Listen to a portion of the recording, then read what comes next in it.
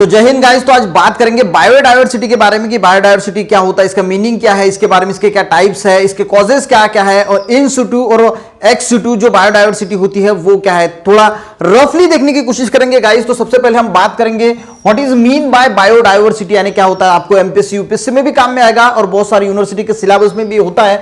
तो देखिए ये जो बायोडायवर्सिटी जो वर्ड है, इसमें दो वर्ड है, एक है बायो और दूसरा है डायवर्सिटी।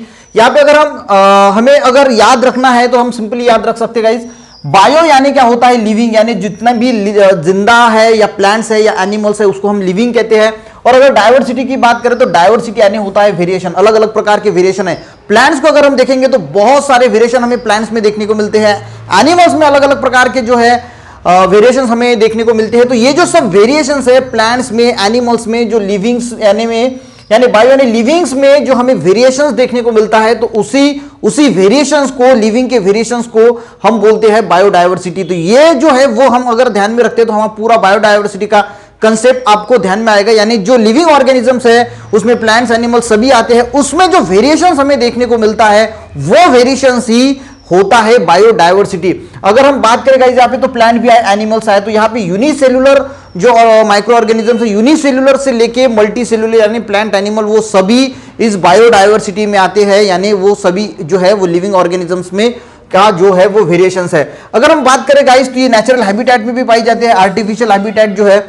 देखिए बायोडायवर्सिटी को कंजर्व करना बहुत ज्यादा इंपॉर्टेंट जो है वो यहाँ पे माना जाता है। अगर हम बात करें गाइस बायोडायवर्सिटी की, यहाँ पे हम तीन टाइप्स लेते हैं, जेनेटिक बायोडायवर्सिटी, स्पेसीज और इकोलॉजिकल बायोडायवर्सिटी।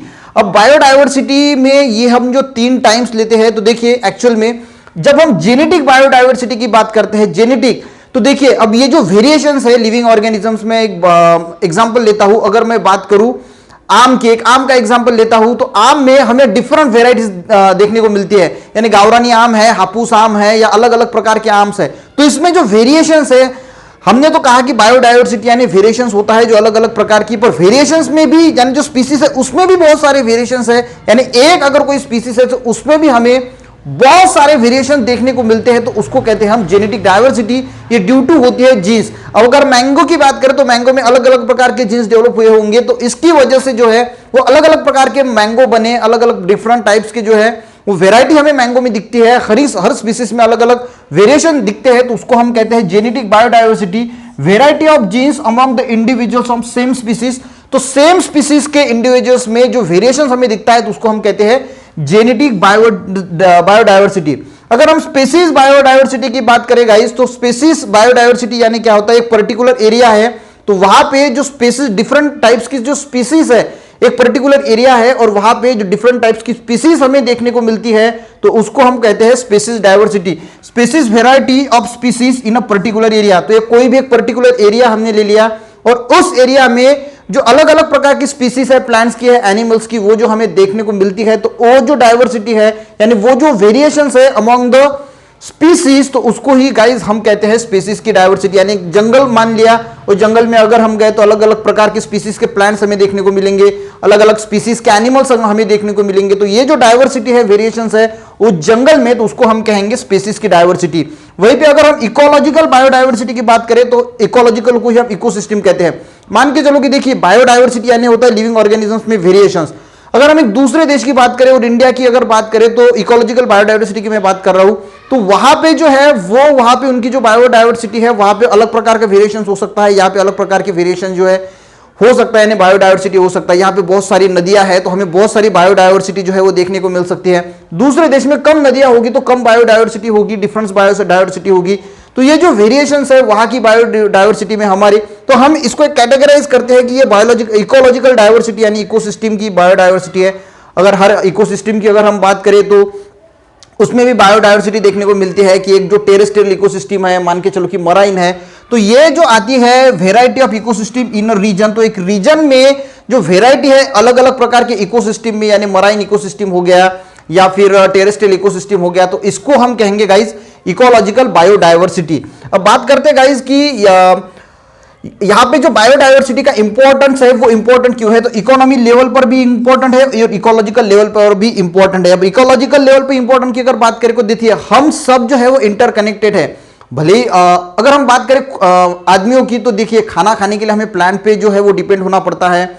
अगर अदर माइक्रो ऑर्गेनिज्म, किसी की डेथ हो जाती है तो माइक्रो ऑर्गेनिज्म उसे डिकम्पोज करते हैं। तो हर आदमी जो है वो, हर प्लांट जो है वो, हर एनिमल जो है वो एक दूसरे पे डिपेंड है। जहां पे फूड चेन की अगर हम बात करें, फूड वेब की अगर बात करें, तो वो जो है वो बायोडायवर्सिटी का इंपॉर्टेंस है। देखिए जितनी ज्यादा वेराइटी है, उस वेराइटी का हर इसको जो है वो यूज है, हर जो है इंटरकनेक्टेड है, तो उसको ही हम जो है इकोलॉजिकल इंपॉर्टेंस कहेंगे। अगर वो नहीं है तो बहुत ज्यादा हम जो है वो क्या बोलते हैं हम इसको, प्रॉब्लम में आ सकते हैं। वहीं पे अगर इकोनॉमिक लेवल की अगर हम बात करें बायोडायवर्सिटी की, तो इकोनॉमिक लेवल पे देखिए हर जो प्रोडक्ट बन रहा है, अगर इकोनॉमिक फूड है, हम जो है वो फूड पे जो डिपेंड है इस बायोडायवर्सिटी पे। अगर हम बात करें मेडिसिन कहां से आती है, तो यार बायोडायवर्सिटी है, अलग अलग प्रकार की प्लांट की स्पीसीज है, तो वहां से हमें जो है वो मेडिसिन मिल रही है, कॉस्मेटिक्स के प्रोडक्ट है।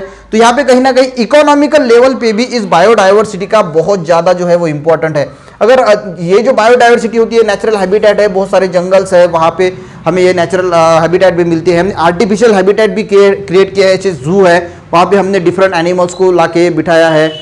तो गाइज ये होती है नेचुरल हैबिटेट और आर्टिफिशियल हैबिटेट। अगर हम बात करें गाइज एक्स सिटू और इन सिटू कंजर्वेशन की, जो बायोडायवर्सिटी एक्स सिटू इन सिटू आपने सुना होगा, तो बहुत सिंपल है। इन सिटू की अगर मैं बात करूं, इन सिटू बायोडायवर्सिटी कंजर्वेशन में क्या होता है, देखिए कोरोना काल में हमने देखा है कि हमने होम क्वारंटाइन किए थे लोग, यानी घर पे ही जो होम क्वारंटाइन है, तो घर के बाहर नहीं किए थे, तो हम उसको इन सिटू कंजर्वेशन कहेंगे। इन सिटू यानी जो बायोडायवर्सिटी है, लिविंग ऑर्गेनिजम्स है, तो हम उन्हें प्रोटेक्ट कर रहे हैं, कंजर्व कर रहे हैं, क्योंकि बहुत सारे इंडेंजर स्पीसीज है जो अभी गायब होने की कगार पे है, तो उसे हमें कंजर्व करना है, प्रोटेक्ट करना है, बाकी के स्पीसीज को भी हमें प्रोटेक्ट करना है।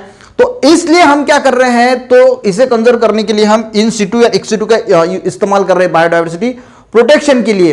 तो इन सिटू कंजर्वेशन यानी उनके ऑन द साइड, उनके ही घर पे हम उन्हें जो है वो प्रोटेक्ट कर रहे हैं। मान के चलो एक बहुत बड़ा जंगल है, तो हम क्या कर रहे हैं, उस जंगल में ही उसे डिस्टर्ब नहीं कर रहे हैं, तो वहां पे ही वो एरिया जो है वो प्रोटेक्ट कर रहे हैं, और वहीं पे उन्हें प्रोटेक्शन देके उनका जो एरिया है उसको हम कहेंगे इन सिटू कंजर्वेशन, यानी ऑन दी साइड वहां पे हमें, वहीं पे जो है वो हम उन्हें प्रोटेक्ट कर रहे हैं, वहां से कहीं दूसरी तरफ लेके नहीं जा रहे। जैसे कोरोना के पेशेंट के बारे में हमने बात की थी, अगर कोई कोरोना का पेशेंट है तो हमने होम क्वारंटाइन यानी घर पे ही उसे निकाल के किसी हॉस्पिटल पे नहीं लेके जा रहे थे। तो अगर घर पे अगर हम होम क्वारंटाइन कर रहे हैं तो उसको हमने क्या कहा था, इन सिटू हम कह सकते हैं कि इन सिटू वो कंजर्वेशन है।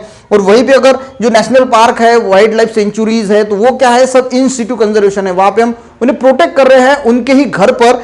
अगर हम एक्स सिटू कंजर्वेशन की बात करें तो हम क्या करते हैं, ऑफ साइड यानी वहां से उनको हम लेके आएंगे और एक ऐसी जगह पे हम प्रोटेक्ट करेंगे, जैसे कि बॉटनिकल गार्डन्स है प्लांट के लिए, जू है, अलग अलग प्रकार के जू है, जहां पे हम अलग अलग प्रकार के जानवर लेके एक जू में रखते हैं, तो उसको हम क्या कहेंगे, वहां पे उनका कंजर्वेशन कर रहे हैं, प्रोटेक्शन कर रहे हैं, तो उनको हम कहेंगे एक्स सिटू कंजर्वेशन गाइस। तो ये डिफरेंस है इन सिटू एक्स सिटू, यानी इन सिटू यानी हम ऐसा याद में रख सकते हैं कि होम क्वारंटाइन, और एक्स सिटू यानी हम किसी हॉस्पिटल में जो है वो क्वारंटाइन है। तो ये होता है गाइस एक्स सिटू इन सिटू बायोडायवर्सिटी कंजर्वेशन। और अगर हम कॉजेस की बात करें, जो लॉस हो रहा है बायोडायवर्सिटी का, तो एंथ्रोपोजेनिक है, क्लाइमेट चेंज है, आर्टिफिशियल में अगर बात करें तो बताने की जरूरत नहीं, आपको ये पता है कि हम क्या क्या कर रहे हैं, इंडस्ट्रियलाइजेशन है, अलग अलग प्रकार की चीजें हैं जिसकी वजह से बायोडायवर्सिटी का लॉस हो रहा है। और अगर हम नेचुरल यार क्लाइमेटिक चेंजेस की बात करें तो फ्लड है, अर्थक्वेक है, सुनामी, से बहुत सारी चीजें है गाइस बायोडायवर्सिटी की लॉस होने की। बायोडायवर्सिटी लॉस हो रहा है यानी जो वेरिएशन है लिविंग ऑर्गेनिजम्स का, उसका लॉस हो रहा है गाइस। इस शॉर्टकट में समझाने की कोशिश की है। अगर अच्छा लगा, समझ में आए तो वीडियो को जरूर लाइक करें और शेयर भी करें। और गाइस ऐसे ही वीडियो पाने के लिए हमारे साथ बने रहिए। मिलते गाइस ऐसे किसी नेक्स्ट वीडियो में, तब तक के लिए जय हिंद।